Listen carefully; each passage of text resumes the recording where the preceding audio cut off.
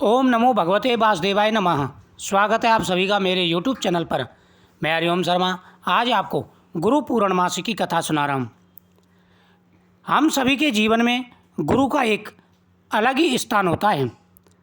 सबसे पहले सुबह स्नान करते समय जल में गंगा जल डाल करके स्नान करें। उसके बाद में सूर्य देव को अर्घ देना है। उसके बाद आप अपने इष्ट देवता की पूजा करें।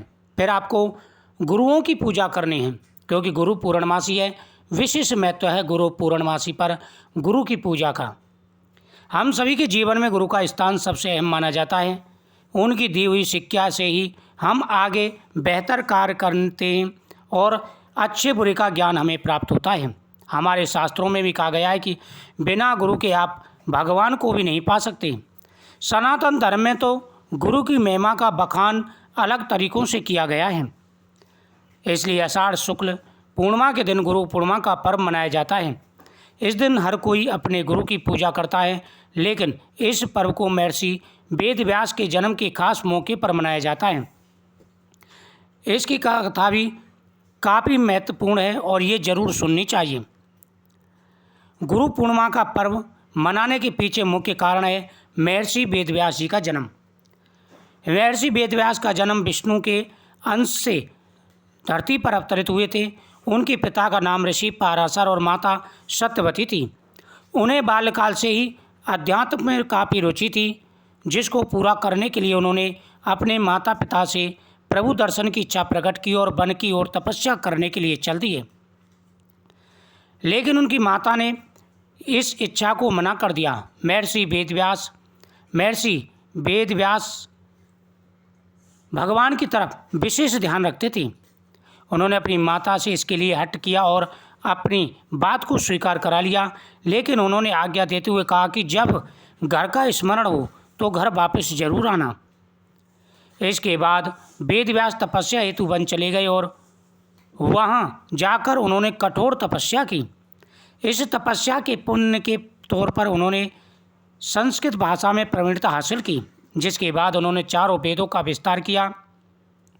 इसी प्रकार महाभारत काल में भी गुरु पूर्णमासी के तौर पर महर्षि वेदव्यास से जिन्होंने शिक्षा ली, उन्होंने सर्वप्रथम महर्षि वेदव्यास का पूजन किया था। दोस्तों, गुरु पूर्णमासी की दूसरी कथा, जब आप भगवान के सामने दीपक जलाएं, भगवान के सामने नैवेद्य अर्पण करें, उसके बाद में भगवान से प्रार्थना करें कि हे प्रभु, आप हमारे ऊपर अपनी दया दृष्टि बनाए रखें। उसके बाद आप भगवान के सामने दीपक जला के हाथ में पुष्प लेकर संकल्प करें। आप जितनी कथा करें उतना संकल्प करें, फिर इस कथा का श्रवण करें। प्राचीन समय की बात है, एक साहूकार था। उसके घर में भरपूर धन धान्य था। उसकी पत्नी सभी गुणों से संपन्न थी, लेकिन उस सेठ के एक ही कष्ट था, उस सेठ के कोई संतान नहीं थी। सेठ बेचारा बड़ा दुखी था, बड़ा परेशान रहता था। काफ़ी समय के बाद में उस नगर में एक साधु आए और वह साधु बड़े पहुँचे हुए थे। साधु वहाँ पर आए और आकर के उन्होंने नदी के किनारे अपना आसन लगा लिया। फिर वह दूसरे दिन उस गांव में भिक्षा मांगने के लिए गए। साधु का नियम था, वह सिर्फ 5 घर से भिक्षा लेते थे। अब उन्होंने 5 घर से भिक्षा ली। फिर दूसरे दिन साधु आए तो जैसे उन्होंने 3 घर से भिक्षा ली, चौथा घर उसी सेठ का पड़ गया। लेकिन उन्होंने उस सेठ के घर से भिक्षा नहीं ली। सेठानी जब भिक्षा देने के लिए आई तो उन्होंने भिक्षा लेने से इनकार कर दिया। अब सेठानी प्रतिदिन यही देखती थी कि साधु सबके घर से भिक्षा लेते थे, उनके घर से भिक्षा नहीं लेते थे। अब यह बात उनको बड़ी बुरी लगी। उन्होंने सेठ को कहा कि स्वामी, हमारे गांव में जो साधु आए हैं वह सभी के घर से भिक्षा लेते हैं, लेकिन मेरे घर से वह भिक्षा नहीं लेते। इसका क्या कारण है? जब भी मैं भिक्षा देने जाती हूँ वो भिक्षा स्वीकार नहीं करती। सेठ बोला, मैं आज जाकर के साधु से पूछूंगा ऐसा वह क्यों करते हैं। वह साधु के पास पहुँचा, अत्यंत भक्ति भाव से नमस्कार करके बोला कि हे गुरुदेव, कृपा करके ये बताइए कि आप सभी के घर से भिक्षा लेते हैं, मेरे घर से भिक्षा क्यों नहीं लेते, इसका क्या कारण है। साधु ने कहा कि हे वत्स, मैं तुम्हारे घर से इसलिए भिक्षा नहीं लेता कि तुम्हारी कोई संतान नहीं है, और जिस घर से भिक्षा मैं लेता हूँ उन सभी के घर संतान है। जिस घर में संतान ना हो उस घर में अंधेरा रहता है, वह घर पतित की तरफ जाता है, उस घर का पतन अवश्य होता है। इसलिए उस घर के जो भी व्यक्ति उस घर का अन्न खाता है उसका भी पतन होता है। इस कारण से मैंने तुम्हारे घर से भिक्षा नहीं ली। यह सुनकर के वह साहूकार बोला कि हे गुरुदेव, बड़े भाग्य से आपके दर्शन हुए हैं, अब कृपा करके मुझे संतान होने का वरदान दीजिए। कोई ऐसा उपाय बताइए जिससे मेरे संतान हो। उसकी बातें सुनकर के साधु बोला कि हे साहूकार, मैं तुम्हें एक उपाय बताता हूँ, तुम ऐसा करना, आज से 3 दिन बाद गुरु पूर्णमासी आ रही है। उस दिन गुरु पूर्णमासी के दिन व्रत रखना। व्रत रखने के बाद में भगवान की पूजा करना और 32 पूर्णमासी ऐसा करना, अवश्य ही तुम्हें संतान का सुख प्राप्त होगा। आषाढ़ मास की पूर्णमासी को गुरु पूर्णिमा या व्यास पूर्णिमा कहते हैं। प्राचीन काल में विद्यार्थी गुरुकुलों में शिक्षा प्राप्त करने जाते थे। छात्र इस दिन श्रद्धा भाव से प्रेरित अपने गुरु का पूजन करके अपनी शक्ति के अनुसार दक्षिणा देकर उन्हें प्रसन्न करते थे।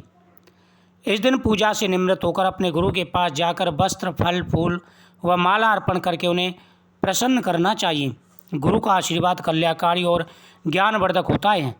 4 वेदों के ज्ञाता व्यास ऋषि थे। हमें वेदों का ज्ञान देने वाले पहले वह गुरु थे।